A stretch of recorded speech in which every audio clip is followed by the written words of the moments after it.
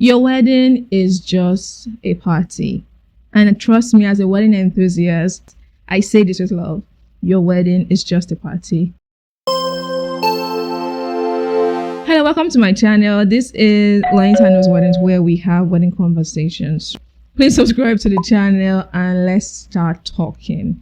I'll be expecting your comments in the comment section. So, weddings. As an enthusiast, how have I always viewed weddings? For me, I think I've always seen weddings as a party. And I think there are a couple of mistakes couples make when they get engaged. Right after they get engaged, I just feel like when two persons decide to get married, I feel like the first reaction is after the overwhelming love and joy and everything running through their minds, their hearts. I feel like they panic.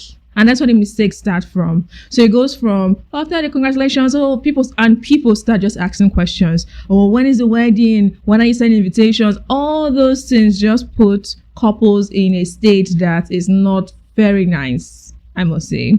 And that's where the mistakes start from. In the case of brides, I will say from my observation, brides start thinking about, what's my dream wedding? I don't even think the grooms think about dream weddings. Let me know in the comment section. But I feel like brides say this more like, I have a dream wedding. I have a Pinterest board. And from that stage or from that reaction, they move to what's in vogue. What's going on in the wedding industry right now? What are people doing? What are the latest?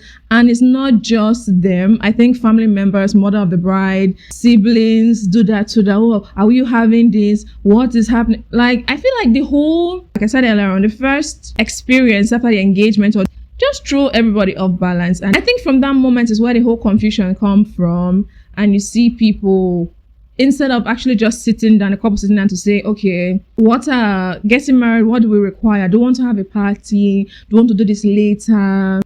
For example, you're a Christian couple. Is your church venue a registered or a licensed center to get married?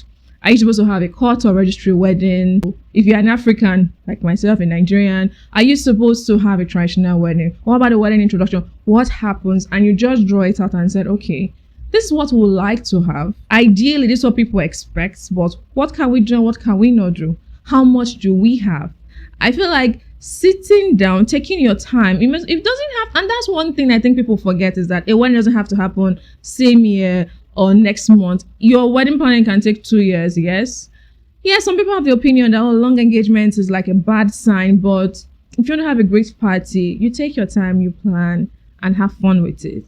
But basically what I'm saying is, I feel the first reaction to, when it comes to, after a wedding announcement is made, the first reaction is people panic, and they just go with the flow of the industry. And that's why trends, in my opinion, trends are a big thing. Trends are huge. I think the fashion industry have that too, but the wedding industry, oh my God. You see a certain type of chair, wedding reception chair, and just give it 2 months. That type of wedding seat or chair, yes, a rental chair, is in every wedding. I think that's something that fuels the cost of wedding and makes the price get higher. Because, for example, if the regular normal chair you saw before you got engaged is a particular, let's say it's $10 to rent, or let's just say 1,000 naira to rent per a seat. The fact that something new came in and there's this pressure to like outdo the last wedding you attended. So it's more like a performance. You know, say people, okay, let's get this new one. Like nobody have used this chair before. With the pressure of the announcement, there's this thing that comes out so that we have to impress our girls and guests and our family members, forgetting that it's just a party. And the thing is, decided to get married. If we're religious people, this will be the religious rites to be done, the traditional rites to be done. And if we want to have a party, okay. But it just, I don't know if I'm saying this right, but it becomes a performance, especially a competition. Like what happened at this wedding cannot happen at my wedding, or what this person did is so outdated that the truth is sometimes your guests don't even know the color of seats they sat on at your wedding. It's that serious. People have shared their opinion. So people don't care about the flowers you put on the table. So, and that's why it goes back to actually sitting down as a couple and deciding this is what we want to do. For example, wedding after parties are everywhere. If you're a couple that don't like the nightlife, you're someone that goes to bed by let's say 7 p.m. or 8 p.m. daily, why are you having an after party? Is a wedding reception not enough? So instead of having, if you like to have like a party style, why not just have your vow ceremony or court wedding and just start with like an after party style party instead of having a reception? I don't know if you get what I'm trying to say, but I'm saying the regular thing we see is, for example, a couple have a religious ceremony in a church. The next thing they do is a wedding reception. And after a wedding reception these days, we see people having after parties.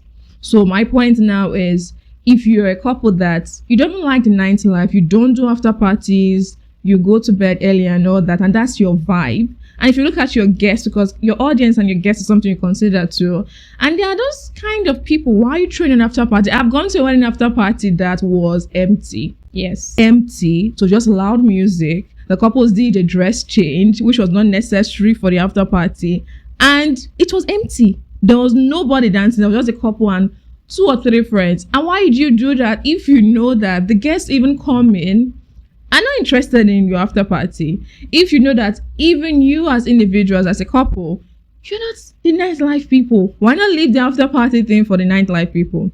So back to what I was saying, you don't have to have a wedding after party, not just because, oh, it's a trend or something that is done in the industry now. And in my opinion, that is one of the big mistakes couples make. It becomes a performance. Instead of saying, okay, we're getting married and how are we going to throw a party? It becomes, or what's going on in the industry, what are we supposed to do, and all that, which is not actually necessary. So one thing I've always believed in is, I think, how I have always seen weddings are like parties, especially a birthday party.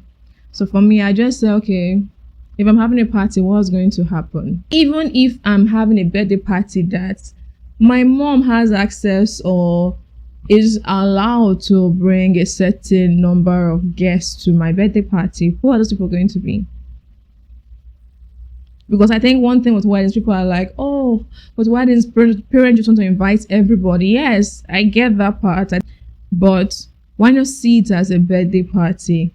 Because I feel like once the word weddings is mentioned, everything, all hell breaks loose. Let me use that word. Yes, I think that's the perfect description, because if you see it as a party, a birthday party or a housewarming party, that it's more of like, oh, we're having a party.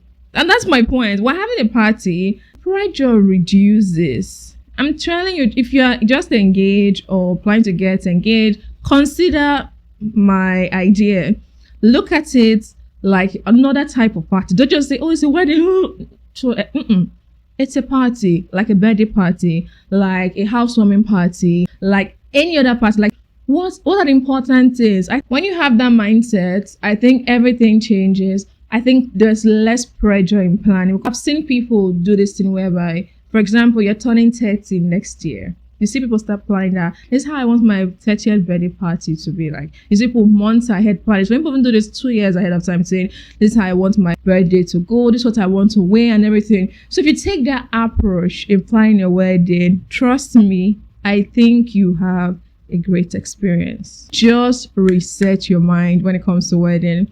Take it that, okay, yes, 2 families are coming together. The guest list may be larger than usual, but it's just a party. Because even looking at the requirements for marriage, let's say you're an African, you're going to do the traditional rites are going to be done. If you're going to go to court or a registry, that will be done. But apart from signing the legal documents, and in different cultures, whether your parents are having it, like in some Asian cultures where the parents pray and you share tea together, or in African culture where the parents pray, they share some, in like in Igbo culture where you share palm wine and all that. It's just a party. And I want people to know that a wedding is just a party. Reduce the pressure. You know that thing that makes you feel like, oh my God, I have to invite everybody. What's on my contact list? Who did I go? You invite people. I've had this experience personally. You invite people you don't talk to every day, or you've never heard from in months, but you just realize, oh, on my contact list. You've never called them in months, but this person should know I'm getting married. So that's what the performance thing comes from. But if you were having a birthday party, there are certain people that will not be on your guest list. Even if you are extending invitation to your parents, friends, and all that, if you're having a birthday party, there are certain people that will not be on your guest list. So, and all I'm saying is you should view weddings that way. Less pressure, less stress. Remember, it's just a party.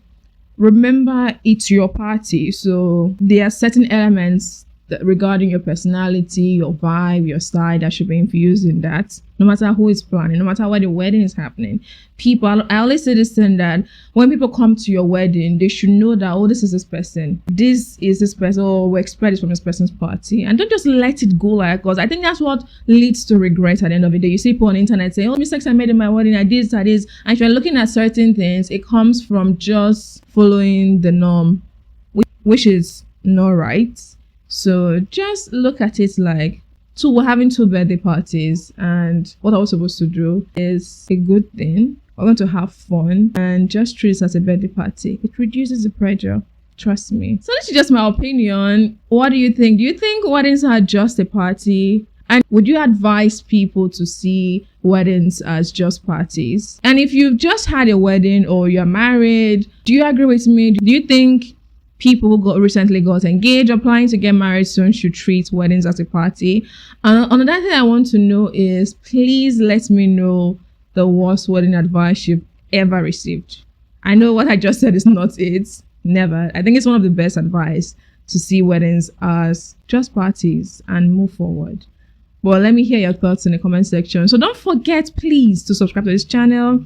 It's Lioness Knows Weddings, where we're having wedding conversations, and I will see you in my next video.